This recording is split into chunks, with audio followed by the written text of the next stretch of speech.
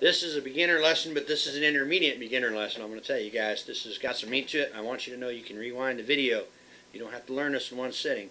I have a friend that can finger some very good chords, but she's confused about some things, so I'm going to go very slowly with this. But first I'm going to take something for you.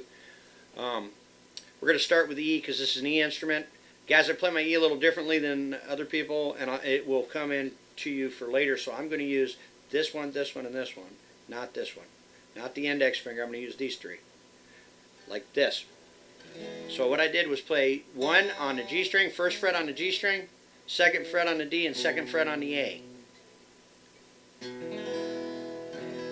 I got an open E, and then I have the B on the A string, the E on the D string, the G, the A flat, the G sharp on the G string. Alright? This is an E. Pull your middle finger off. It's an E minor. Okay? Drop, you flat the 3rd. It makes it a minor. Alright? We're going to pull that pinky off. Makes it a flatted 7th. What they call a 7 chord. Right?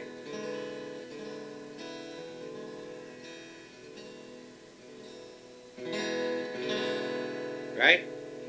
So you can pull that middle finger off again. Minor 7th. The reason I showed you that is because you have a great ability to play chords E, F, and do the same thing here. F, F minor, F minor, F minor 7, F7, add a 6, put my pinky on the B string on the 3rd fret, add a 6, right? Add a 7, you know, a flatted 7. Get what I'm saying? There's amazing things here that you can do, guys. Right? F sharp minor, F sharp minor 7, F sharp 7, F sharp 6 7, F sharp whatever that is, 11. I don't know what the hell that is. Get what I'm saying? G, G sharp, A sharp, B. Alright guys, rewind so that you get this down. Whatever you got to do. That's 1. So if you can see with this finger, that finger is, you know your chord. E, that nut counts as your finger. F, see what I mean? G, A, B, C, D. It means a lot, man. Somebody says play Johnny Be Good and B flat. Well, am I going to tune down? No, I'm going to start right there. See what I mean? I'll think about it. If they want to play it in A, oh man, tell you, some bands have a heart attack. See?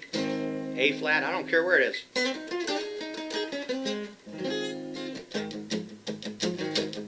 You know what I mean? So that's one part of this lesson, guys. 2, it all the way up to fret. Know it. Like this. E, F, F sharp, G, G sharp, A sharp, B, C, C sharp, D, D sharp, E, and then of course F, and it goes up continually the same way if you had enough guitar neck. Alright? That's 1. Now, 1st position, open position chords. E. And I don't care which way you play your E, I would say if you're at this point that you need this video, practice this way for a while.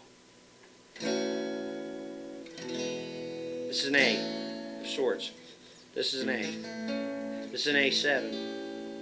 I just added that note to these 3. Right? Add that G note. It's a flatted 7th, remember? A. Alright, and we'll show you something. E. F. G. Sorry, G. I dropped the G. E, F, G, A. Not really not a lot of difference in how you play it, right? B. B is a hard chord. I'm going to tell you the easiest B is to play an A on the 2nd fret. See it?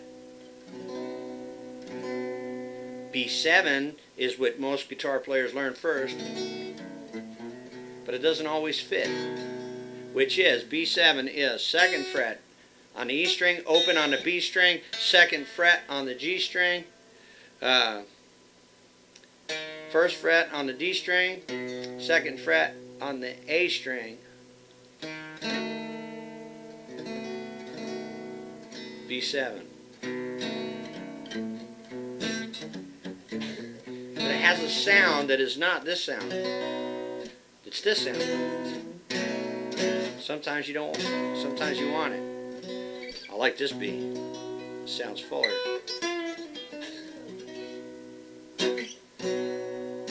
See what I'm saying? It's the hardest chord, B. By the way, if you guys learned the cage system, caged is a word, C-A-G-E, right? If you learned the cage system, it actually means if you're C in an open position, then the next letter A, caged, the next letter means that your C will have an A shape in your next position. See, it looks just like this A? And it means that it will have a G shape in the next position. Remember you played your G in the beginning? I stretched my G out with my pinky. If we were looking at it like that. Alright, so here we go. We got E.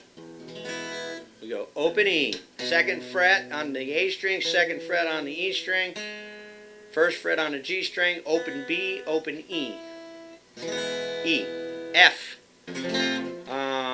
Most people don't play the bottom note at the beginner stage. I always add it because I want you to bar anyways, but we'll go here. We'll go 3rd fret on the A string, 3rd fret on the D string, 2nd fret on the G string, 1st fret on the B string, and 1st fret on the E string. F, G.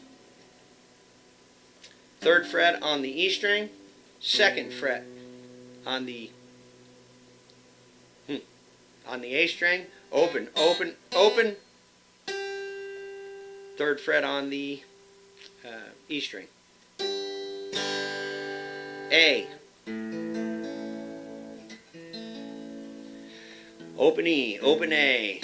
2nd fret, 2nd fret, 2nd fret, open E.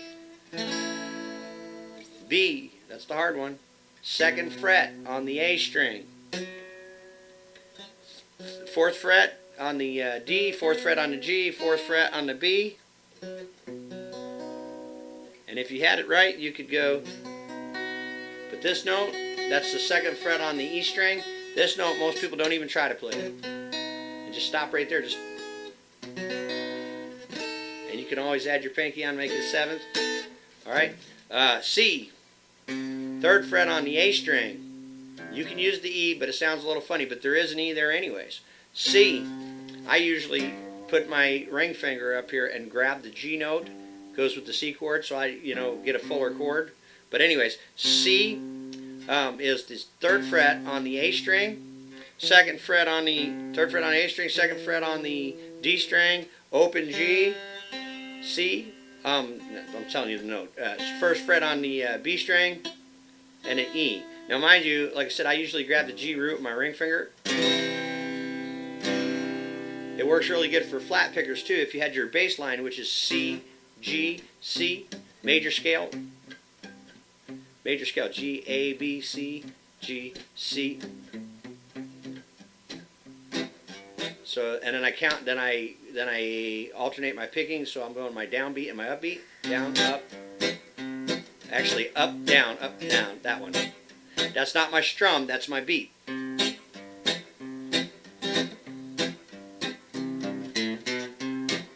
So that's why I usually bass that out, and it makes a fuller chord.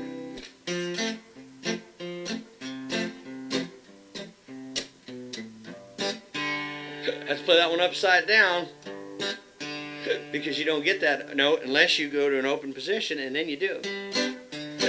In the same way you would, okay. Anyways, G, A, B, C, one more, D. Which is D. Well, we got open A, open D, 2nd fret on the G string, 3rd fret on the B string, 2nd fret on the E string. D sus4. That means you just added the 4th to it and held it down. D minor. Okay. So, keep in mind the cage system, right? So you can take any one of these chords and extend it out. E in cage, the next letter would be C, right? So your next E is going to be a C position. Oh, I forgot about the D. Yeah. Sorry, I forgot it's caged D with a D in the end. So the next one's going to be my D position. So my next D is this one. So this is the same as a D, see? Right? Now my next one's going to be a C shape.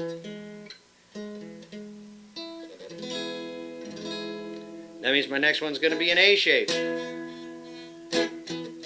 My next one's going to be a G shape. Guys, every time you hear the cage system, you're going to know it. My next one's going to be an E shape. My next one's going to be a D shape. Interesting stuff to know. It helps you find your chords, right? So, if we were playing an F,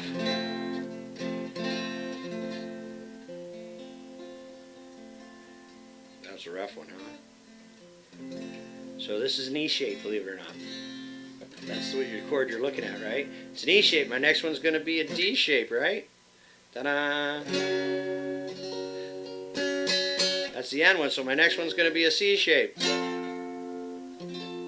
And my next one's going to be... I did it wrong. My next one's going to be A shape. My next one's going to be a G shape. My next one's going to be an E shape. See how it works? It's pretty easy after a while, and you can take any chord and extend it that way. If you got your D in a D shape, right? Your next one's going to be a C shape. Where is the C shaped G? I don't even know where it is, but it is. I know it's going to be a C shape. It has to be. You know? See? That's it. I just learned something. Your next one's going to be an A shape. Next one's going to be a G shape, if I can play it. Your next one is going to be an E shape. Your next one, yeah. Alright guys, so you get the cage system. It will help you remember what the chords look like. Alright? The most important thing I want you to get is this piece right here. Here we go. Bar chords. E. So everything that I play here, if I bar it, will be the same. So if I play this as an E minor, I bar it, I got an F minor, right? G minor. D minor, okay?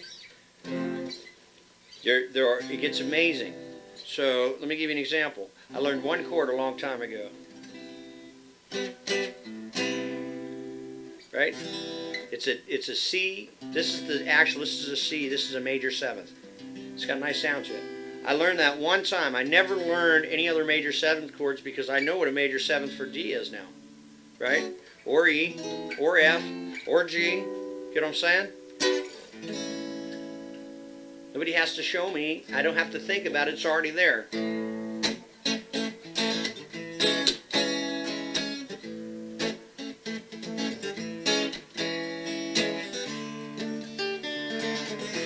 My point? Who showed me that A7? Nobody. It's the same chord. All I had to do was move it where I need. B, A. Right? And once you get used to that position, it's kind of repeating. It opens all sorts of doors. So let's move this. So you have a major, a minor by pulling your middle finger off, a seventh by pulling this pinky off, an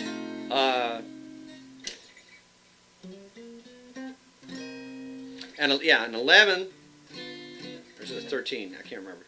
I think it's a 13. Right? So you get your seventh when they add the seventh over anyways.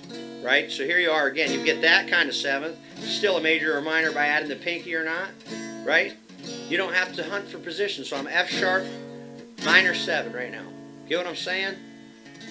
Now, if you got the G the same way. This blues chord, I love this chord. So I want to play an A, right? Which means I put that E on the 5th fret. G, A, right? I'm going to play this here. Now I'm going to make it a bluesy chord. I'm going to add this 6 in here. And by the way, that comes from the major scale, guys.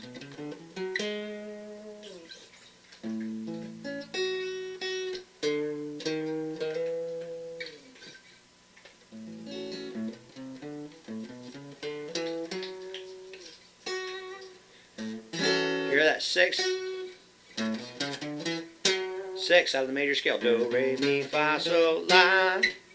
1, 2, 3, 4, 5, 6. See the name, right? So this is a flatted 7, but we call this a 7th chord. Usually, it's a flatted 7, and it's 7/6. That's what they call it, and it's a very wonderful little blues chord. 9. 9.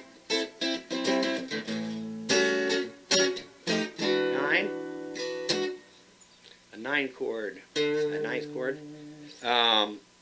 So we do this D. We'll go 4th fret.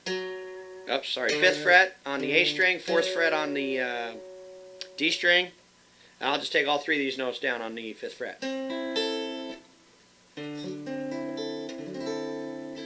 The great thing about this chord is it's movable.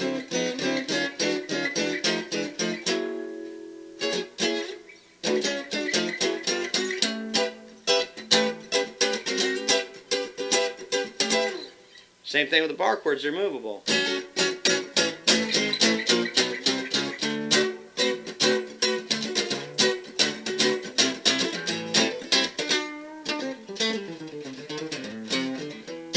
Get what I'm saying? It's movable.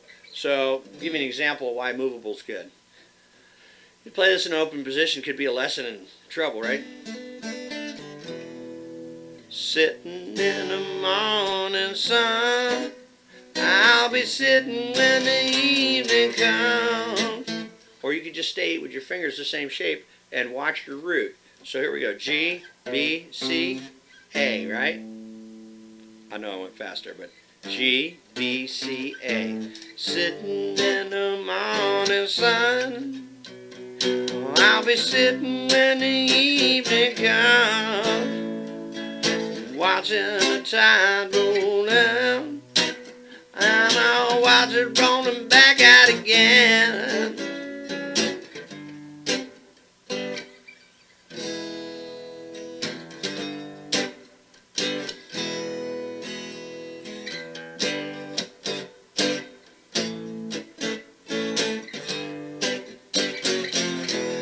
Alright, I gave you a whole song right there.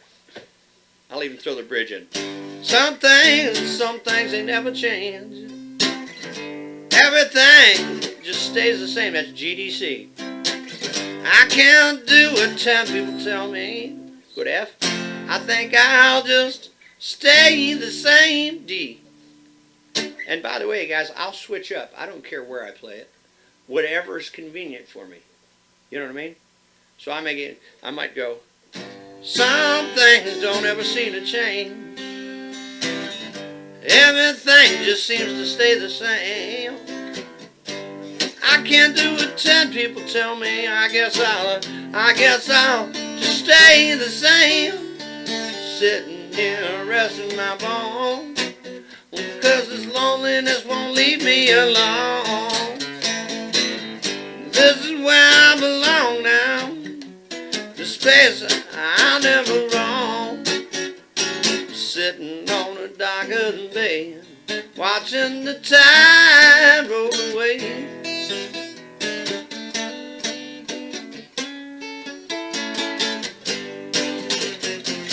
Nice little lead piece there, except I just showed you that's an A chord. I just made that 6th note. I went like this. It's the same chord.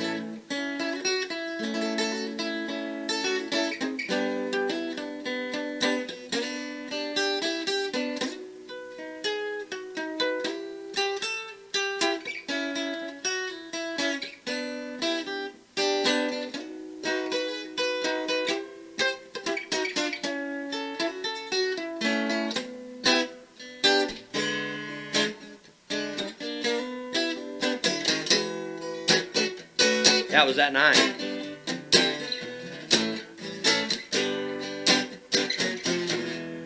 G, F sharp, F, E. Alright guys, so we got those bar chords down. Now I'm going to show you bar chords again. If you move this all down 1 fret on the E string, you would be in an A minor, right? The A minor moves the same. A minor, B minor, C minor, D minor, E minor, F minor, get me? G minor.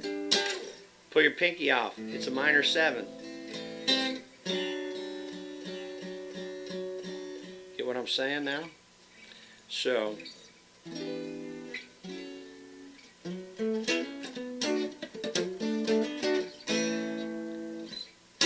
minor, minor, same shape, right?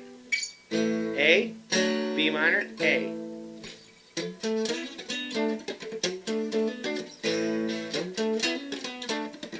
Not expecting you to play that, I'm just trying to make you understand it. Alright, so moving the minor, right? We move the minor, makes a lot of sense. Now I'll show you guys a lead trick that goes the same way. There are recurring patterns on a guitar.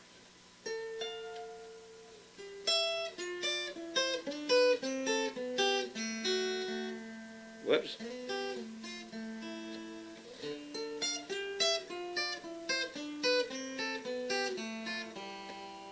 Right?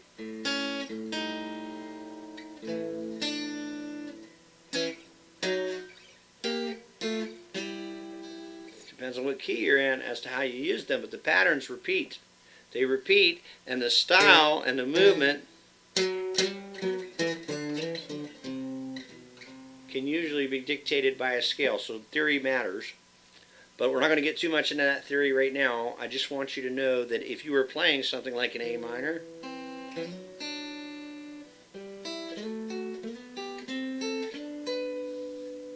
see that recording, what I just showed you is something we all learn in time, these recurring patterns. You don't have to have a song to do that. You just have to know that it, whoops, I missed one.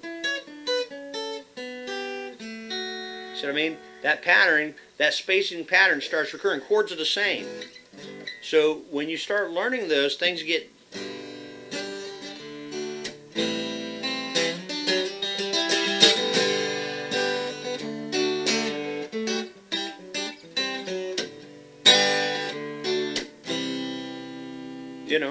anyways, so I hope you guys picking up some of what I'm saying. You can make your own chords. You see a chord and you look up, that thing says an A B minor, then you can at least play a B in an E shape and pull this finger off. Right? And you look at that thing that says a B flat. Well, you're in B, flat it. Go back a half step. Or B sharp. Just go up a whole step. Or a half step, I'm sorry. Get what I'm saying? It's that easy. It really is. So, and it doesn't matter which B, right? I want this B right here to be a minor. Or I want it to be a flat. Or I want it to be a sharp. Or I want it to be a flat minor. You know what I'm saying?